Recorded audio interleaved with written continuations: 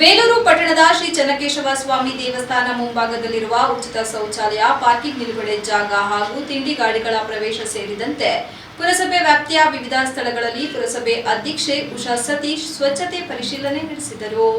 ಮೊದಲಿಗೆ ಶೌಚಾಲಯ ಪರಿಶೀಲಿಸಿದ ಅವರು ಅಲ್ಲಿ ಕಂಡುಬಂದ ಗಬ್ಬಾದ ವಾಸನೆ, ಅಸ್ವಚ್ಛತೆ ಮತ್ತು ಸಂಜೆ ವೇಳೆ ಬೇಗನೆ ಬಾಗಿಲು ಹಾಕುತ್ತಿರುವ ನಿರ್ವಾಹಕರ ನಿರ್ಲಕ್ಷ್ಯದ ಬಗ್ಗೆ ತೀವ್ರ ಅಸಮಾಧಾನ ವ್ಯಕ್ತಪಡಿಸಿದರು.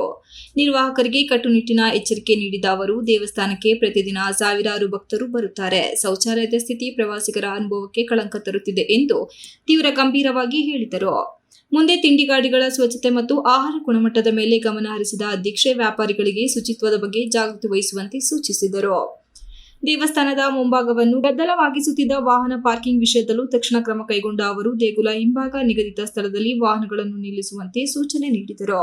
ಮುಂದಿನ 2 ತಿಂಗಳು ಶಾಲಾ ಮಕ್ಕಳು ಹಾಗೂ ಅಯ್ಯಪ್ಪ ಸ್ವಾಮಿ ಭಕ್ತರು, ಪ್ರವಾಸಿಗರು ಹೆಚ್ಚಿನ ಸಂಖ್ಯೆಯಲ್ಲಿ ಬರಲಿದ್ದಾರೆ. ಈ ಕಾರಣ ಶೌಚಾಲಯ ತೆರೆಯುವ ಸಮಯ ರಾತ್ರಿ 9 ರವರೆಗೆ ವಿಸ್ತರಿಸಬೇಕು. ಇದನ್ನು ಪಾಲಿಸದಿದ್ದರೆ ಕಠಿಣ ಕ್ರಮ ತಪ್ಪದೆ ಕೈಗೊಳ್ಳಲಾಗುತ್ತದೆ ಎಂದು ಪುರಸಭೆ ಅಧ್ಯಕ್ಷೆ ಎಚ್ಚರಿಕೆ ನೀಡಿದರು. ನಂತರ ಮಾತನಾಡಿದ ಪುರಸಭೆ ಮುಖ್ಯಾಧಿಕಾರಿ ಬಸವರಾಜ್ ಕಟ್ಟಪ್ಪ ಶಿಗ್ಗಾವಿ, ಸ್ಥಳೀಯರಿಂದ ಬಂದ ದೂರುಗಳ ಹಿನ್ನೆಲೆಯಲ್ಲಿ ಪರಿಶೀಲನೆ ನಡೆಸಿದಾಗ ಹಲವು ಕಡೆ ಕಸ ಚೆಲ್ಲಾಡುತ್ತಿರುವುದು ಕಂಡುಬಂತು.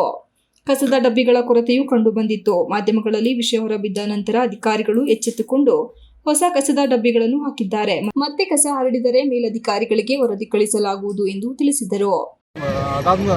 ನಂತರನೇ ನಮಗೆ ಕೆಲಸ ಕಡಿಮೆ ಆಗುತ್ತೆ. ಇಲ್ಲಂದ್ರೆ ಇಲ್ಲೂ ನಮಗೆ ನಾವು ಎಷ್ಟೇ ಕ್ಲೀನ್ ಮಾಡಿದ್ರು ಕೂಡ ಈ ಕೆಲಸ ನಮಗೆ ಜಾಸ್ತಿ ಆಗ್ತಾ ಹೋಗುತ್ತೆ. ಸಾರ್ವಜನಿಕರಲ್ಲಿ ಅರಿವು ಮೂಡಿಸ್ತೀವಿ.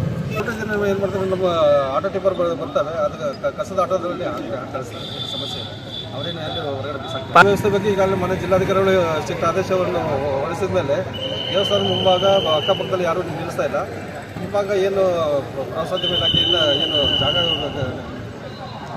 ಫಿಕ್ಸ್ ಮಾಡಿದ್ದಾರೆ, ಅಲ್ಲಿ ಹೋಗಿ ಎಲ್ಲ ವೆಹಿಕಲ್ ಪಾರ್ಕಿಂಗ್ ಆಗ್ತಿರೋದ್ರಿಂದ ಏನು ಸಮಸ್ಯೆ ಆಗ್ತಿಲ್ಲ. ಅದರಿಂದ ನಮಗೆ ಏನು ತ್ಯಾಜ್ಯ ವಸ್ತುಗಳ ಶೇಖರಣೆ ಆಗೋದ್ರಿಂದ ಕಡಿಮೆ ಆಗ್ತಾ ಇದೆ. ಕುಡಿಯೋ ನೀರಿನ ವ್ಯವಸ್ಥೆ ಆಗಿರ್ಬೋದು, ಶೌಚಾಲಯದ ವ್ಯವಸ್ಥೆ ಆಗಿರ್ಬೋದು, ಮತ್ತು ನೈಟ್ ಎಲ್ಲ ಇಲ್ಲಿ ಸ್ಟೇ ಆಗೋರೆಲ್ಲ ಇರ್ತಾರೆ, ಅವ್ರಿಗೊಂದು ಸ್ಥಾನದ ವ್ಯವಸ್ಥೆ ಆಗಿರ್ಬೋದು. ಬಟ್ ಇವಾಗ ಇಲ್ಲಿ ಕೇಳಿದಾಗ ಶೌಚಾಲಯದವ್ರು ಏನಂತ ಉತ್ತರ ಕೊಡ್ತಾರೆ ಅಂದರೆ, ಇಲ್ಲ ಮೇಡಮ್ ನಾವು 7:30ಗೆ ನಾವು ಕ್ಲೋಸ್ ಮಾಡೋದು, ಆ ಥರ ಉಡಾಫಿ ಉತ್ತರ ಕೊಡ್ತಿದ್ದಾರೆ. ಬಟ್ ಅದು ಆಗಬಾರ್ದಲ್ವಾ? ಬೆಳಗ್ಗೆ 5 ಗಂಟೆಗೆ ಟೆನಿಕಷ್ಟು ನೀವು ಓಪನ್ ಮಾಡಿಸ್ಲೇಬೇಕು. ಮತ್ತು ರಾತ್ರಿ 10 ಗಂಟೆ ತನಕ ಒಂದು 2-3 ತಿಂಗಳು ಪಾಪ ಇವಾಗೆಲ್ಲ ಪ್ರವಾಸಿಗರು ಇವಾಗಲೇ ಬರೋದು ಅಲ್ವಾ? ಹಾಗಾಗಿ ನೀಟಾಗಿ ನೋಡ್ಕೊಳ್ಳಿ. ದೇವಸ್ಥಾನದ ಏನು ಸರೌಂಡಿಂಗ್ ಇದೆ ಎಲ್ಲ ಕಡೆ ಇರಬೇಕು. ನಾವು ಬೆಳಗ್ಗೆ ಯಾವ ಥರ ಕ್ಲೀನ್ ಮಾಡೋಗಿರ್ತೀವಿ, ಸಂಜೆ ತನಕ ಅದೇ ಥರ ಮೇಂಟೈನ್ ಇರಬೇಕಿಲ್ಲಿ. ನೋಡಿ, ಲೈಟ್ ಸ್ಟ್ರೀಮ್ ಕವರ್ ಆಗಿರ್ಬೋದು, ಇದಾಗಿರ್ಬೋದು ಎಲ್ಲ ಇರಬಾರ್ದು. ಮತ್ತು ಟ್ರಾಫಿಕ್ ಸಮಸ್ಯೆ ತುಂಬ ಆಗಿದೆ. ನೀವು ನೀಟಾಗಿ ನಿಂತ್ಕೊಂಡು ಇಲ್ಲೇ ಹಿಂದೆನೇ ಯಾರದೇ ಗಾಡಿ ಆಗಿರ್ಬೋದು ಹಿಂದೆ ಹಾಕಿಸ್ಲೇಬೇಕು. ಈ ಪರಿಶೀಲನೆಯಲ್ಲಿ ಪುರಸಭೆ ಸದಸ್ಯ ಮೀನಾಕ್ಷಿ ವೆಂಕಟೇಶ್, ಪ್ರಭಾಕರ್, ಆರೋಗ್ಯಾಧಿಕಾರಿ ಲೋಹಿತ್ ಹಾಗೂ ದೇವಾಲಯದ ಸಿಬ್ಬಂದಿಗಳು ಉಪಸ್ಥಿತರಿದ್ದರು. Ganesh, TV 46 news Kannada, Belur. You are watching TV 46 News Kannada.